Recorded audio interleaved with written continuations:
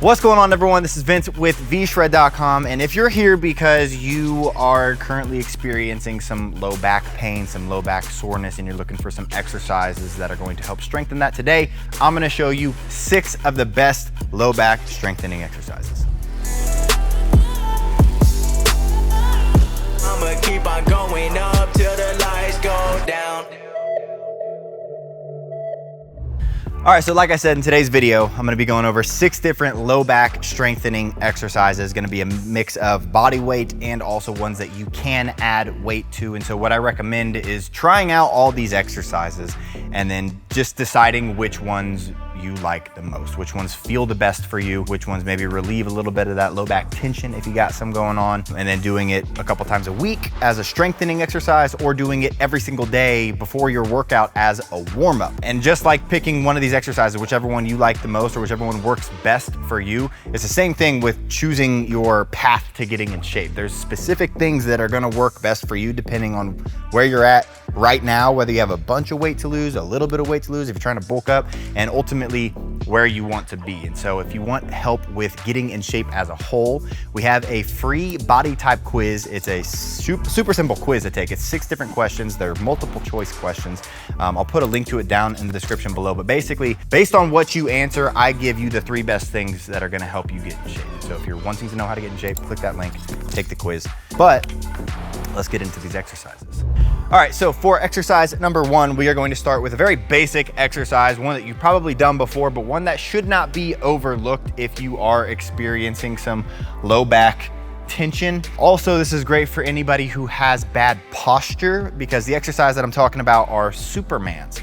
And so Supermans, obviously you just lay down on the mat, you straighten your arms out, and you basically go from here, and then you squeeze pretty much everything on the posterior side of your body and your posterior chain. You squeeze everything, you raise up, and you return back down. Now you can do these as a pulse, you can do these as a hold, you can do them as 5-second reps.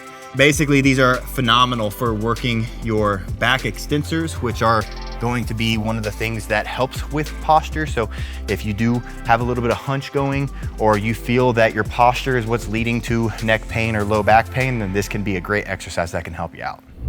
All right, so for the next exercise, we are going to be going over to some sort of bench or some sort of platform that you can put your feet up, because we are going to be doing glute bridges. Glute bridges are a phenomenal exercise for the low back, just because when you strengthen your glute, that's going to add more support for your low back. Strong glutes means stronger low back. It's going to be able to support it. So when you're doing a glute exercise, what you also can do is try to really squeeze your low back as you do these, because one thing that's good about the glute bridge, and one of the reasons why it's good for the low back, is because it helps with extension at the hip. It helps with the movement of the hip.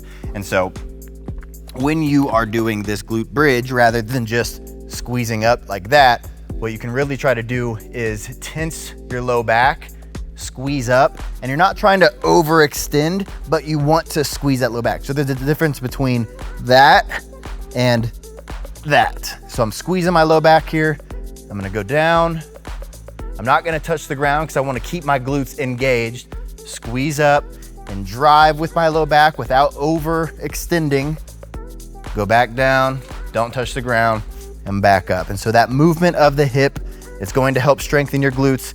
And like I said, stronger glutes are going to add support for your low back. And so if you're not currently experiencing low back pain and you're not hitting your glutes at the gym, make sure you start hitting your glutes, because that can be one of the things that fixes it the fastest. So that's exercise number 2. For exercise number 3, we have one of my personal favorites, because this is an exercise that I actually do quite often when I am experiencing some low back tightness, because this is one of the best exercises that I've found helps relieve my low back tightness. And that is a laying lower body rotation. And so there's different ways of doing this exercise. You can do it with bent knees, just like so. You can do it with straight legs, just like so. Personally, I find that when I start like this, and then if it starts feeling better, it starts feeling a little bit more relieved, then I'll work my way into straight legs. But this is more of a, really an ab exercise. And then this is gonna be more of like a kind of relieve those symptoms.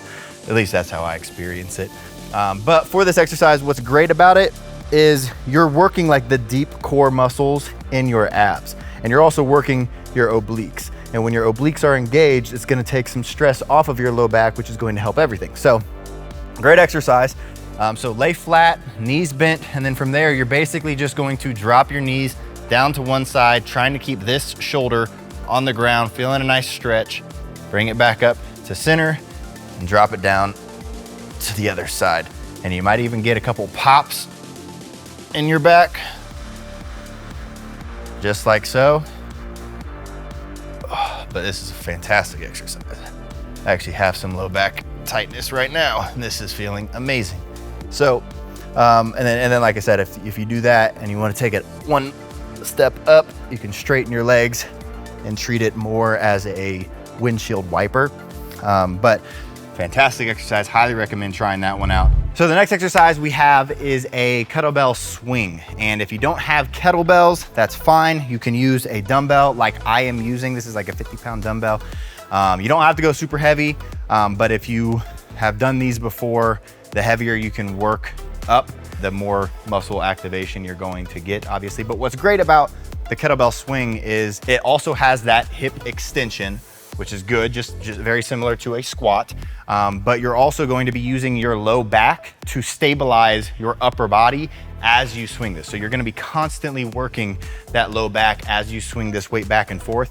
And you're gonna be working a lot of your glutes. I see kettlebell swings done wrong a lot. People are just like using their arms as much as they can, when in reality, you're supposed to just take this weight, bring it back, and then try to squeeze through with your glutes. And so the more squeezing through you can do with your glutes, and it doesn't really matter how high you bring this weight, to be completely honest, unless you're trying to work your shoulders, but you're really trying to explode from the bottom, get that hip extension, and then squeeze through your glutes to throw that weight forward. So it should look like this in real time.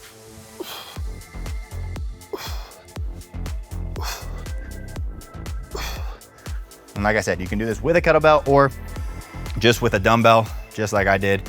But again, a great exercise for strengthening. This is an exercise that you can progress as you get stronger and stronger, and also is just a great full body exercise to get that heart rate up and burn some calories. Another great exercise for strengthening your low back is the hyperextension. And this one, just like with kettlebells, you can add as much weight as you want. You can do this with no weight and you just do it body weighted, or you can add a 15-pound dumbbell, or you can hold a 25-pound plate or a 45-pound plate, or you can go as heavy as you want. Just make sure that you're not overdoing it.